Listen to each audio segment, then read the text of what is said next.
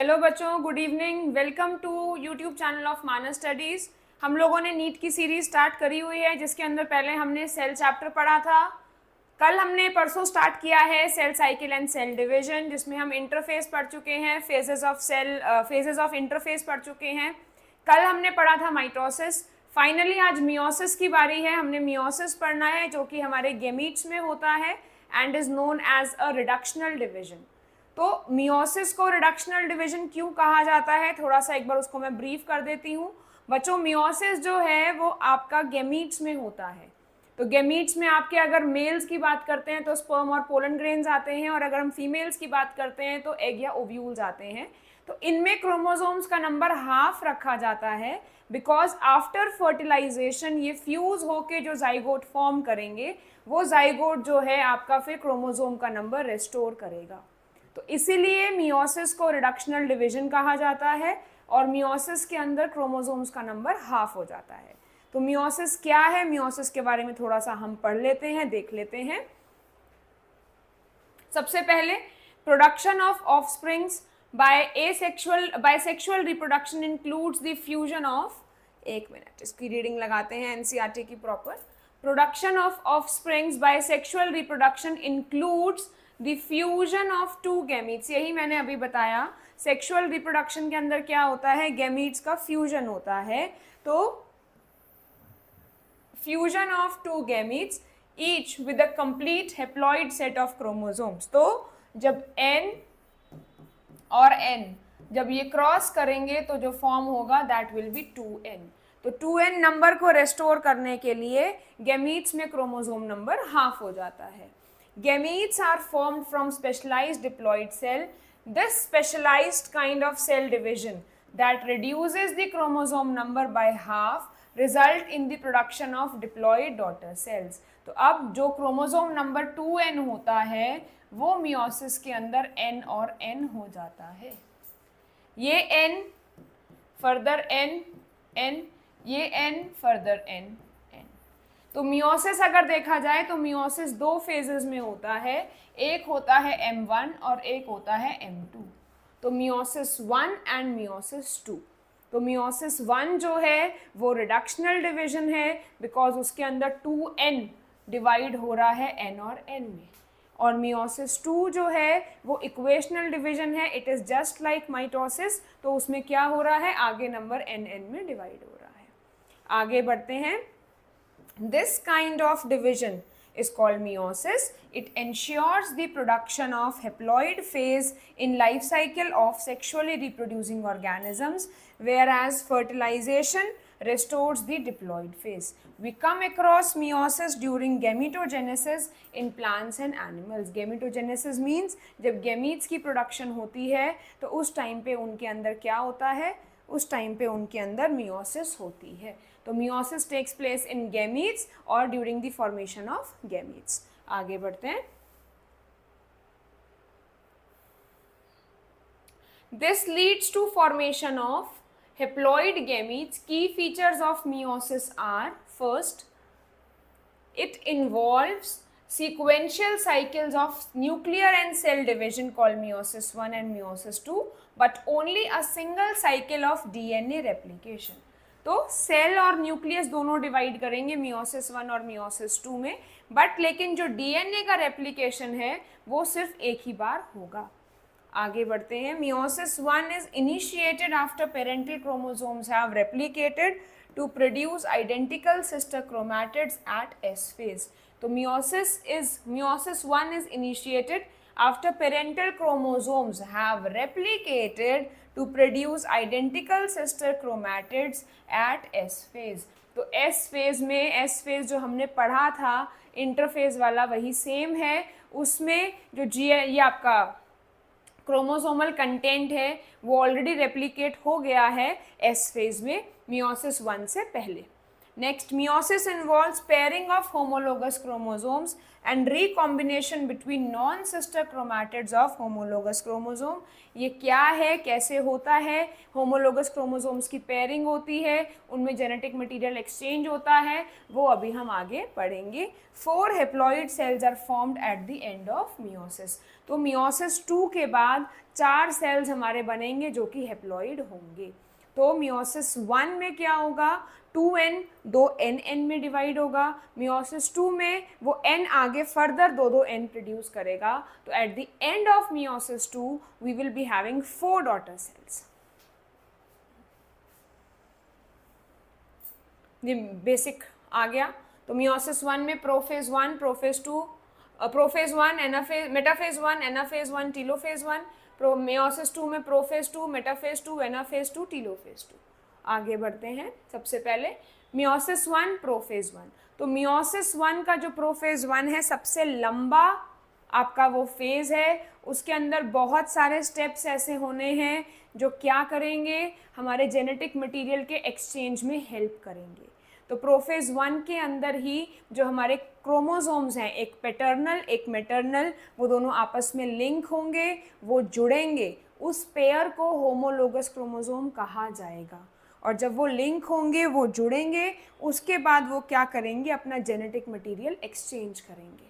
जब वो अपना जेनेटिक मटेरियल एक्सचेंज करेंगे, वही रीज़न है आगे वाली जनरेशन में वेरिएशन का.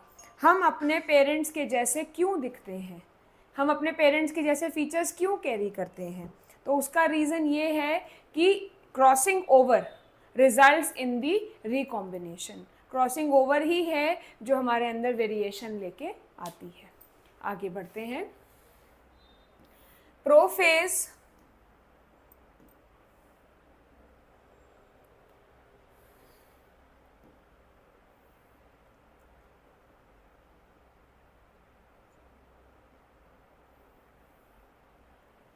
Prophase of first meiotic division is typically longer and more complex when compared to prophase of mitosis. It has been further subdivided into following phases. कौन सी? Leptotene, zygotene, pachytene, diplotene and diakinesis. Leptotene, zygotene, pachytene, diplotene, diakinesis. लो जीजू पकड़ो दीदी. तो ये stages को उनके सीक्वेंस में याद करने का एक शॉर्टकट है. लो जीजू पकड़ो दीदी. तो ये क्या है, ये एक शॉर्टकट है जिससे आप फेजेस को याद कर सकते हैं. तो अब फर्दर क्या है इसको हम देख लेते हैं. During leptotene stage of chromosomes they become gradually visible under light microscope. The compaction of chromosomes continues throughout leptotene. तो जो क्रोमोसोम्स हैं वो क्या हो रहे हैं, क्रोमैटिन फाइबर जो है वो कंडेंस होके क्रोमोसोम फॉर्म कर रहा है. During leptotene stage chromosomes becomes gradually visible under light microscope. Compaction of chromosomes continues throughout leptotene. तो लिप्टोटीन के टाइम पे क्रोमोसोम्स कॉम्पैक्ट हो गए हैं. आगे बढ़ते हैं. This is followed by second stage called zygotene. Zygotene में अब क्या होगा, during this stage chromosomes start pairing together and this process of association is known as synapsis. तो इस टाइम पे जो क्रोमोसोम्स हैं, एक पैटर्नल एक मैटरनल, वो जुड़ जाएंगे और इस प्रोसेस को साइनेप्सिस कहा जाएगा. आगे बढ़ते हैं. सच paired chromosomes are called homologous chromosomes. Such paired chromosomes are called homologous chromosomes. तो जब वो पेयर में आएंगे, दोनों क्रोमोसोम्स मिलेंगे, तो उनको homologous chromosomes कहा जाएगा. Electron micrographs of this stage indicates chromosome synapsis is accompanied by formation of complex structure called synaptonemal complex.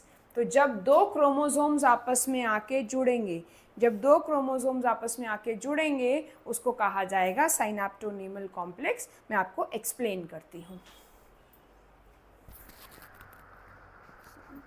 तीसरी बार आ रहा.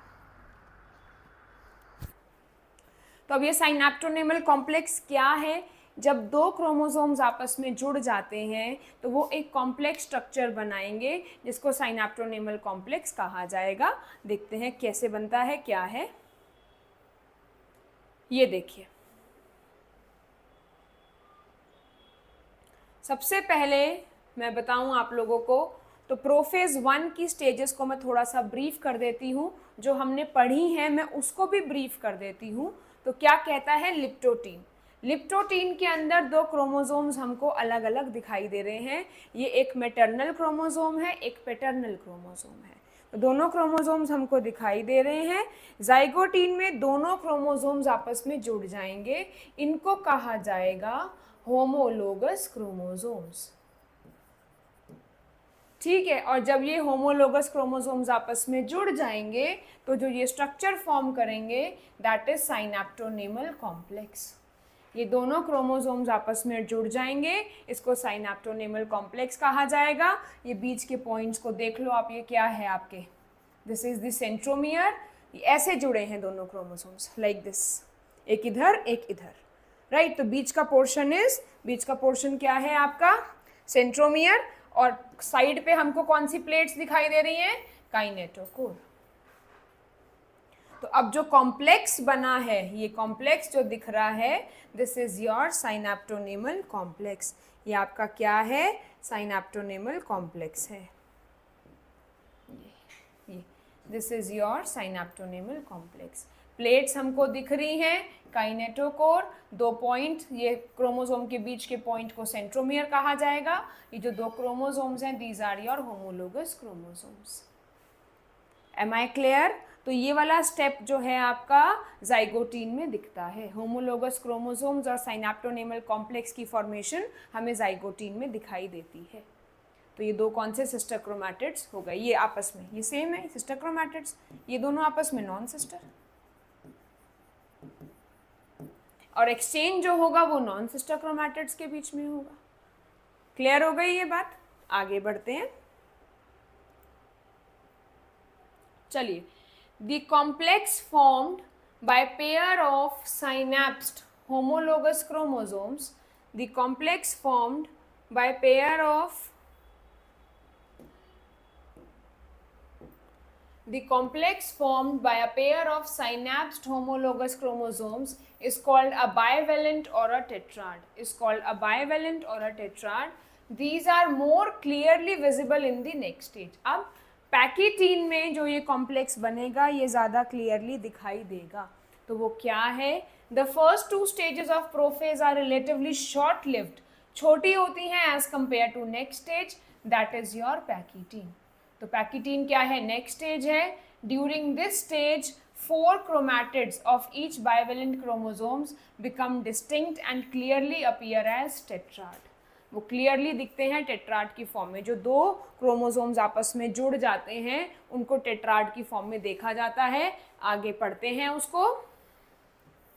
This stage is characterized by appearance of recombination nodules. तो जो ये 2 क्रोमोसोम्स हमारे आपस में जुड़े हैं ये हमारा कुछ ऐसा सा स्ट्रक्चर फॉर्म करेंगे, ये जिसको टेट्राड की फॉर्म में कहा जाता है, जो कि हमारे टेट्राड हैं। किस फेज में दिखेंगे, पैकीटीन।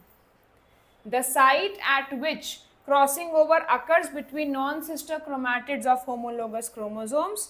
ठीक है, तो ये रिकॉम्बिनेशन नोड्यूल्स बन गए। Crossing over is the exchange of genetic material between homologous chromosomes, is also an enzyme mediated process, और जो एंजाइम इसमें हेल्प करता है that is recombinase.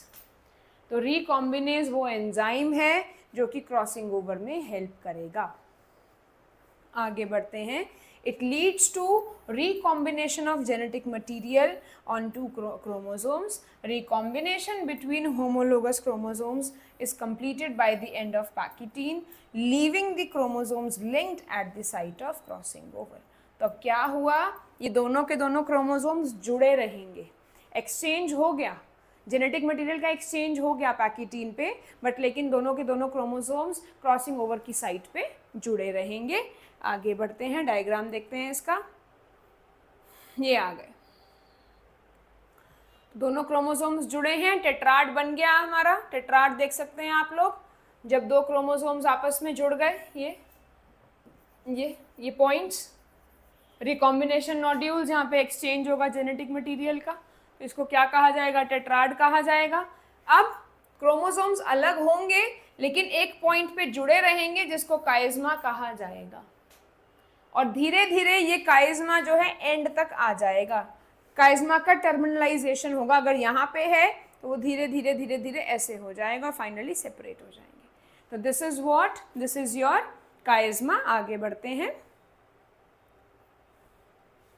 Beginning of diplotene, तो पैकीटीन में हमारा टेट्राड बना था, एक्सचेंज ऑफ जेनेटिक मटेरियल हुआ था। डिप्लोटीन में क्या रहेगा? डिसोल्यूशन, अब साइनेप्टोनिमल कॉम्प्लेक्स धीरे धीरे खत्म हो जाएगा, डिसॉल्व हो जाएगा। Tendency of recombinant homologous chromosome of the bivalent to separate from each other except at the site of crossover, जहां पे वो जुड़े हैं उस साइट को छोड़ के बाकी वो सब जगह से सेपरेट हो जाएंगे। These egg-shaped structures are called chiasma. These egg-shaped structures are called chiasma. In oocytes, हमारी बॉडी में भी, फीमेल्स की बॉडी में oocytes, वर्टिब्रेट्स में डिप्लोटीन जो है वो काफी साल या महीनों तक चलता है oocytes के अंदर। Final stage of meiotic prophase 1 is dikinesis. It is marked by terminalization of chiasma. Chromosomes are fully condensed and meiotic spindle is assembled to prepare the homologous chromosomes for separation. अब दोनों chromosomes को हमने अलग कर देना है। By the end of dikinesis, the nucleolus disappears, nuclear envelope also breaks down. Dikinesis represents the transition to metaphase. इस point को ध्यान से समझेंगे। ये क्या कह रहा है? जब हम लोगों का डाइकाइनेसिस एंड हो गया, तो डाइकाइनेसिस में काइज़मा का टर्मिनलाइजेशन हो गया। काइज़मा हमारा बिल्कुल एंड तक आते आते अलग हो गए, दोनों क्रोमोसोम्स हमारे अलग हो गए। अब जो डिफरेंस है क्रोमोसोम्स में वो ये है कि उनमें जेनेटिक मटेरियल एक्सचेंज्ड है, आधा मदर का है आधा फादर का है। तो वो क्रोमोसोम्स जो हैं दो डिफरेंट टाइप का, एक क्रोमोसोम के अंदर दो डिफरेंट टाइप का जेनेटिक मटेरियल प्रेजेंट होगा, मैटरनल और पैटर्नल। तो अब वो क्या कह रहा है? By the end of diakinesis हमें ये नहीं भूलना है, हमें पता है कि मियोसिस चल रही है, मियोसिस का प्रोफेज चल रहा है, बट हमको ये नहीं भूलना है कि ये प्रोफेज फाइनली मेटाफेज को भी जाएगा। तो प्रोफेज के लास्ट में जो चीज़ें होती हैं वो हमें यहाँ पे देखनी है। तो वो क्या क्या चीज़ें होंगी हमारी प्रोफेज के लास्ट में? न्यूक्लियर एनवेलप्स खत्म, न्यूक्लियोलस खत्म, और finally it is the transition to metaphase. आगे बढ़ते हैं। ये आ गए आपके डायग्राम्स जो दिखा रहे हैं कि हाँ मियोसिस 1 में क्या हुआ है। मियोसिस 1 के अंदर दो दो क्रोमोसोम्स जो हैं आपके डिवाइड हो जाएंगे।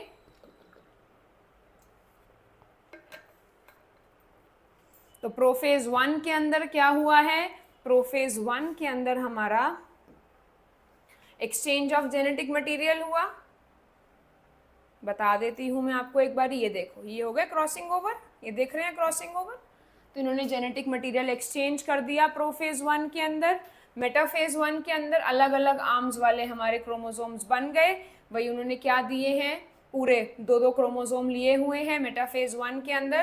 क्रोमोसोम जो हैं हो गए वो एनाफेज में वापस से नेक्स्ट उस तक पहुंच गए, ऑपोजिट पोल्स तक पहुंच गए। टीलोफेज 1 में दो सेल्स हमारे रेडी हो गए, दो गैमीट्स हमारे रेडी हो गए विद एक्सचेंज जेनेटिक मटेरियल, और क्रोमोसोम नंबर भी हमारा हाफ हो गया। क्रोमोसोम नंबर हाफ हो गया। देखो कितने कितने थे यहाँ पे, दो ये 4, फाइनली कितने कितने आ गए? 2 2। अगर 4 chromosomes were at the beginning, finally 2 cells are formed with 2 chromosomes each. दोनों के पास दो दो क्रोमोसोम्स हैं। तो मियोसिस 1 में क्या होगा? क्रोमोसोम नंबर आधा हो जाएगा, reductional division. Next metaphase 1, the bivalent chromosomes align on the equatorial plate. Finally metaphase में जो होता है वही होगा। Bivalent chromosomes align at the equatorial plate, microtubules formed from the opposite poles, of the spindle to attach kinetochore of homologous chromosomes. Anaphase 1, homologous chromosomes separate while sister chromatids remain associated at their centromere. Chromosomes आपके separate होंगे. Telophase 1, nuclear membrane and nucleolus reappear. Finally, cytokinesis आ गया and is called dyad of cells. Although in many cases chromosomes do undergo some dispersion, they do not reach extremely extended state of interphase nucleus. अब वहां तक नहीं पहुंचेगा जहां से शुरुआत की थी. इंटरफेज इतना एक्सट्रीम नहीं पहुंचेगा. Stage between two meiotic division is called interkinesis and is generally short-lived. There is no replication of DNA during interkinesis. It is followed by prophase 2, a much simpler prophase than prophase 1. तो अब NCERT भी यही कह रही है कि prophase 1 तो जो था वो कॉम्प्लेक्स है भाई, प्रोफेज 2 जो रहेगा वो सिंपल रहेगा, बिकॉज प्रोफेज 2 जो है वो बिल्कुल माइटोसिस का कॉपी है. अब जो काम होना था हमारा वो हमारा मियोसिस 1 में हो गया. क्रोमोसोम नंबर हमने आधा करना था, वो हमने हाफ कर दिया. अब फाइनली वही आगे ट्रांसमिट हो जाएगा मियोसिस 2 के अंदर. तो मियोसिस 2 जो है is exact the copy of mitosis. Similar prophase 2, इसमें क्या आएगा, सेम वही चीज़ें आ जाएंगी. it initiated immediately after cytokinesis, usually before the chromosomes have fully elongated. अभी क्रोमोसोम्स इंटरफेज में जाते ही नहीं है, वापस से वो मियोसिस 2 में एंटर कर जाते हैं. In contrast to meiosis 1, it resembles normal mitosis. मैंने बताया, nuclear membrane disappear by the end of prophase 2. Chromosomes align and become compact. Chromosome align हो गए, compact हो गए, spindle fiber पे attach हो गए. Metaphase 2, chromosomes align at the equator. Microtubules from opposite poles of the spindle get attached to kinetochore of sister chromatids. अब जो हमारे 4 से 2-2 क्रोमोसोम्स बने थे, वो 2-2 क्रोमोसोम्स पे स्पिंडल फाइबर अटैच कर लेगी, उनको इक्वेटोरियल प्लेट पे अलाइन कर देगी. Finally anaphase 2,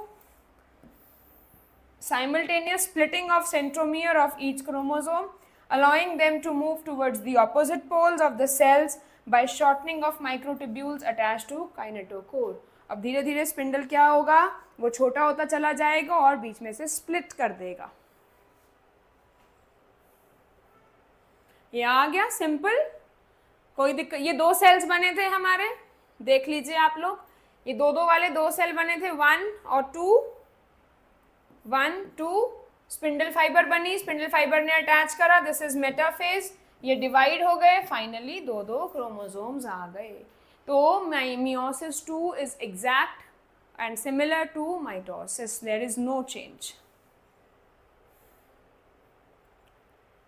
Telophase meiosis end with telophase 2, in which 2 groups of chromosomes once again get enclosed by a nuclear envelope. Cytokinesis follows, resulting in the formation of tetrad of cells, that is 4 haploid daughter cells are formed.